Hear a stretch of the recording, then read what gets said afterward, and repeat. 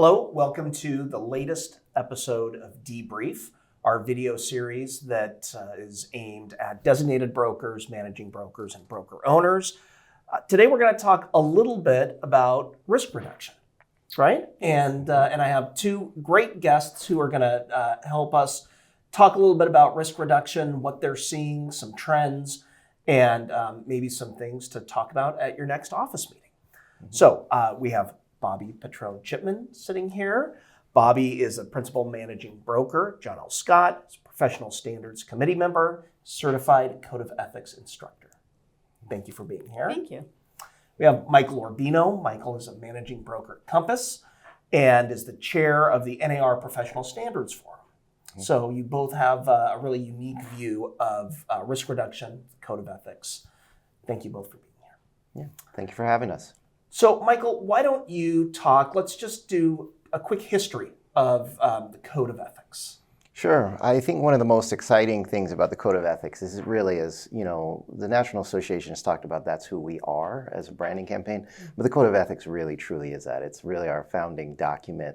That was one of the first things codified when we cobbled together this national Board of Realtors, and that was done back in 1913. And the beauty of it is we have a number of our local associations that were charter members of that group. And the Code of Ethics, not unlike the United States Constitution, is it's evolved over time. I think that's the beauty of it. It wasn't perfect when it was drawn. Nobody suggests it was, but it's been able to evolve and withstand, well over 100 years and continue to evolve and grow into what it is today. And it's really the principles. I always think of it as not a rule book, but as guidelines, as an owner's manual of sort. And if you follow those, I think you're going to have a very good, productive practice that has mitigated as much risk as possible. Well, great. Well, let's kind of jump into that then, and let's talk a little bit about using the Code of Ethics to mitigate risk. What has your experience been? What are some best practices there? Well, from my standpoint, I teach the Code of Ethics regularly in my office in business meetings. We oftentimes address one of the articles. And for starters, we just have to create a heightened awareness because, as Michael is saying, it's brightening the path of our conduct. It is another layer, if you will, of positive expectations on how we interface with buyers and sellers and members of the public and each other as realtors or with licensees. And the first step is awareness and an understanding. And we were talking earlier about, we are curious as to how often the Code of Ethics is read by our members. And it's such a wonderful tool. So from that knowledge comes the application and the risk reduction. Yeah, I 100% agree, Bobby. And I think what is most interesting to me is it's sad to me that oftentimes the first time a broker or a manager opens up the Code of Ethics is either when they think they're in trouble or where they want to get somebody else in trouble. And they want something to point to and say, that's what you did wrong. As opposed to, I think it can be a much more proactive document. And as mentioned, this was written by members. As chair of the Professional Standards Forum for NAR, part of my duties are to solicit feedback. And it goes through issues, interpretations, and the Professional Standards Committee. And we are amending the Code of Ethics. I think we've done 3 amendments in the last 2 years. Mm-hmm. And so with all respect to the attorneys who write law, a lot of times the legalese is tough for a rank and file member to understand.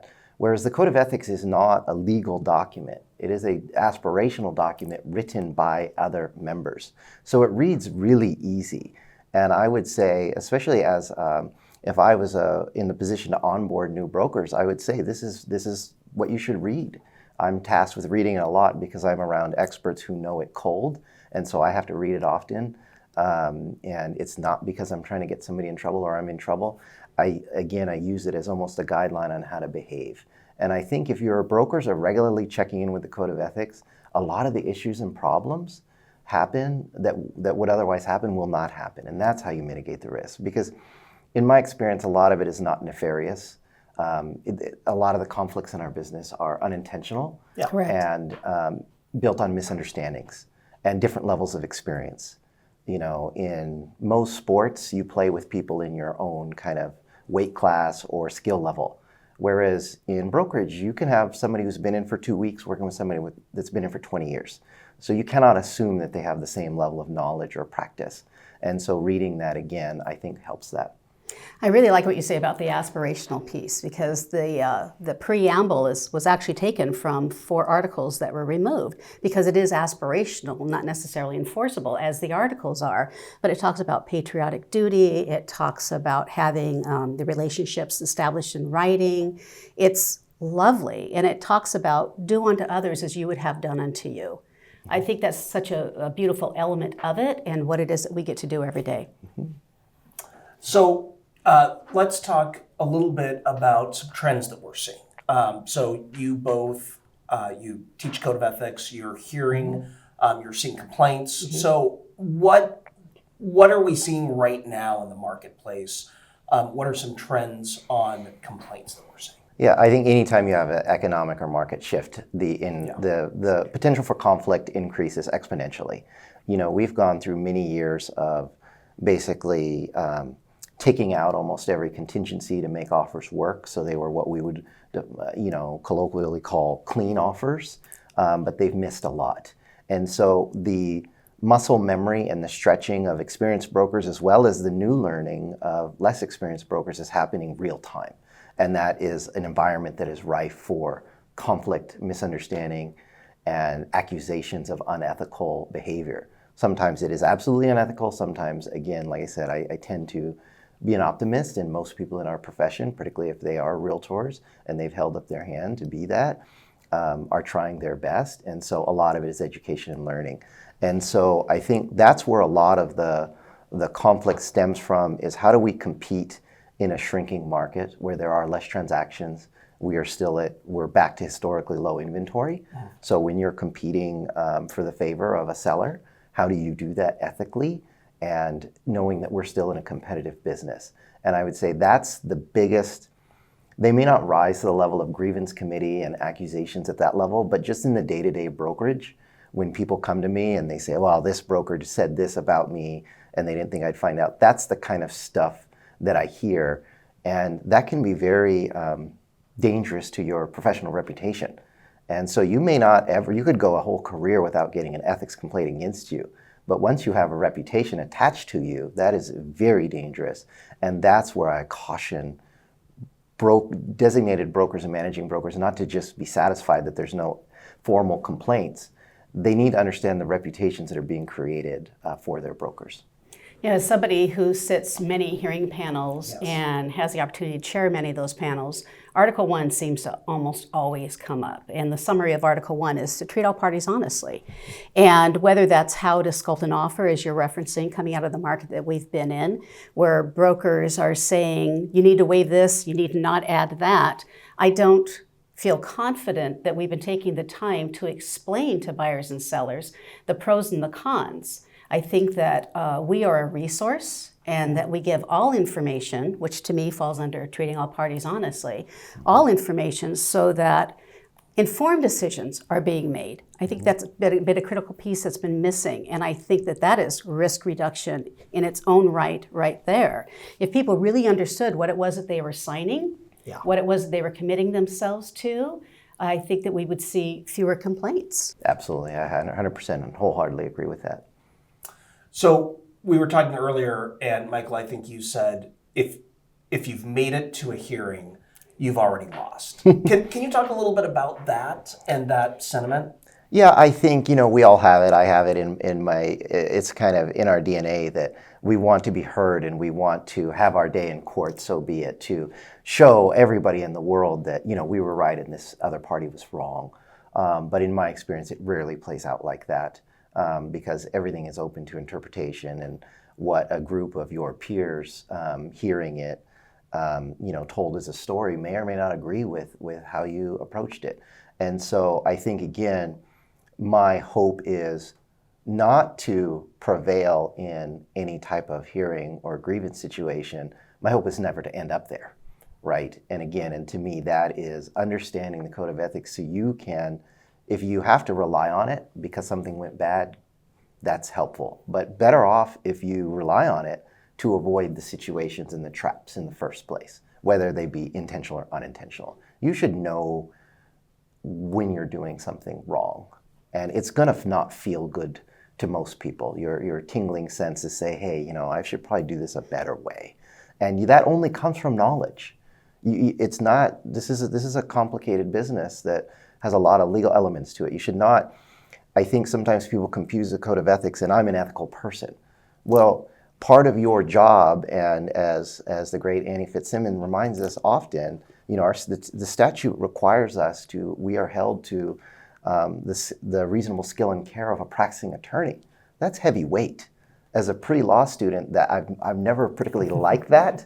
I think that's heavy weight for a salesperson and a broker, but it is what it is. And so part of being ethical is to read the code of ethics so that you know when you're doing something wrong. You don't want to find yourself in a position of saying, I didn't know that. I think another part about understanding the code of ethics and reading it on a regular basis is that when you're using that as a filter for your conduct and somebody does make an accusation, somebody does make a claim that you haven't been ethical, to be able to have that peace of mind yourself and to have comfort in knowing that you did it the right way. And perhaps there was a misunderstanding by a member of the public or another licensee or realtor, but to have that comfort and know that indeed you are in a profession that you are practicing ethically. Yeah. Can I offer one very specific example? Yeah, please. So, we have moved into a culture, I think generally as a society, of we need external validation. What I mean by that is people they know that their food was good if it has good Yelp reviews, or they know that their trip was amazing because they have a lot of likes. How that manifests itself in the day-to-day practitioner's business is you will show a client a home and they will love it.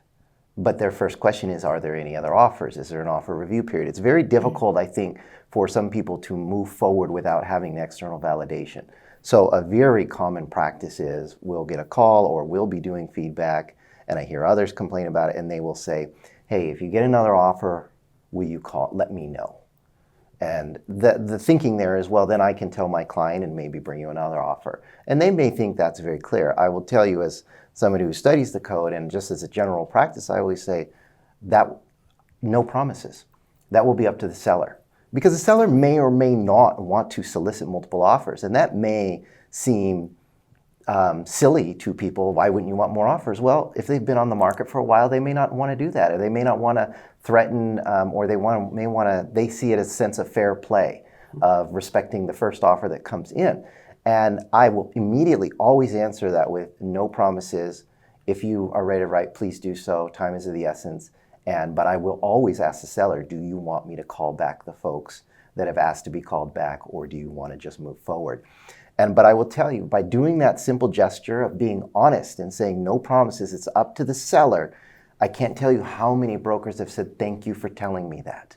Because they can then go back to their client and say, hey, you know what? Yeah. If they get another offer, we may not get a second chance. So if you really want this house, and because what's sad to me is when brokers all of a sudden see a pending and they get mad at the listing broker and say, well, that was unethical. You should have called me. We showed 3 times, we showed interest. I asked for the disclosure statements. I told you we were on the fence, and you didn't even give us a chance. Well, these are the types of things that cause charges of unethical behavior. Mm-hmm. And I would submit that wasn't unethical, but I think we can do a better job being honest with each other about what our abilities are in situations like that. I would agree. I think that the Code of Ethics, provides guidance, and it also creates the clear-cut limitation. And the example that you're giving, Michael, it is the seller's decision, because it's the seller that's impacted by the buyer's reaction to knowing whether or not there are other offers on the table. And that can be a positive impact or a negative impact. Mm-hmm. So we have to remember that we're not the decision makers. Mm-hmm. Yes. Again, going back to positioning our customers and clients to make those informed decisions. Absolutely. So let's talk about an issue right now that Professional Standards is grappling with, honesty in advertising. Mm-hmm. And so let's talk about a little bit about what that means right now, but also I think it's interesting that artificial intelligence is now, right? And I think Professional Standards is trying to figure out how use of AI can, play with the code of ethics, right? That's, frankly, it's a tough one to wrap my head around. I was in a meeting yesterday and asking, is there going to be legislation regarding disclosure and artificial intelligence, whether it's scripting or an actual physical presence or voiceover, what it might be. And I can see why professional standards would be having that conversation. My personal opinion, it seems like the members of the public would want to know that, is that false advertising? I'm not sure yet. What are your thoughts? Well, I think we're going to be leading a conversation at our national convention next week in Anaheim, and I'm excited to help lead that conversation because we still have a lot to learn, and this is happening real time. There's some very smart futurists and technology leaders that suggest that the rise of AI will be bigger than the internet itself, and we're going to be living through it, and we need to adapt and adjust. And in my simple brain, I need comparisons. And I think back to, was it unethical to spray paint the grass green, right? That's dead. And then it became, well, is it unethical to Photoshop the green grass? Is it unethical to Photoshop an entire yard and pretend that it exists and it's not? And each one of those iterations, we had to go through a process. And I'm proud of those processes to be able to determine which it is, it isn't. Because obviously, if you can water grass and make it green, or it's a bad time of year. But to create a wholesale yard that doesn't exist is probably too far. And I think we're going to see a lot of those issues around AI. And I think where I'm very intrigued by is, are you speaking in your own voice, or are you speaking in some kind of chatbot voice?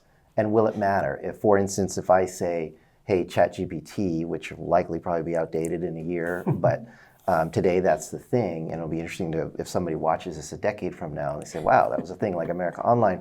But if I say ChatGPT, research the top 5 brokers in the country and create a marketing plan based on their work. People have spent decades to create that, and you can essentially take it, copy it, mimic, steal it. I don't know what we'll call that, in seconds. Mm-hmm. And that is going to, I think, upset a lot of people. I think a lot of new careers are going to be built on it, but we don't have an answer quite yet. But I'm excited that smart people are starting to ask the questions so we can have the conversations. And this gets back to the fact that it's a living document, right? The Code of Ethics is a living document, and it is grappling with these issues that we're grappling with every day, right? And so that, I think that's kind of exciting. Right, so Code of Ethics is absolutely a foundational piece of being a realtor. Do you have any kind of final thoughts for the audience that is watching this? The beauty of the Code of Ethics, I get a little excited about it. I'm sure not everybody joins me in that, but you should try. I think it's lovely that there is a process that if somebody does file a grievance or wants to file for an arbitration, that we are able to manage that internally, that we don't have to involve the courts. It certainly saves time and expense, and we're able to rely on the knowledge of real estate professionals, realtors that understand the code and its interpretations, and there's guidelines for interpreting those as well. So I think for the Code of Ethics to be just well embraced and understood as we continue to grow in the knowledge of it as an industry is critical to what it is that we do every day. I wholeheartedly agree. I think at the end of the day, as I come back to the opening remarks, which it's our foundational principle. Without it all falls apart. We are very proud of the work we do in advocacy, government affairs, but the only reason why we have that influence and power is because somebody at some moment, a group of individuals said, we're going to subscribe to this joint aspirational document and we're going to do our best. And over decades, that has grown into what a realtor is. And that's what then allows us to go advocate on behalf of people and earn a living and create businesses. Without it, it all falls apart.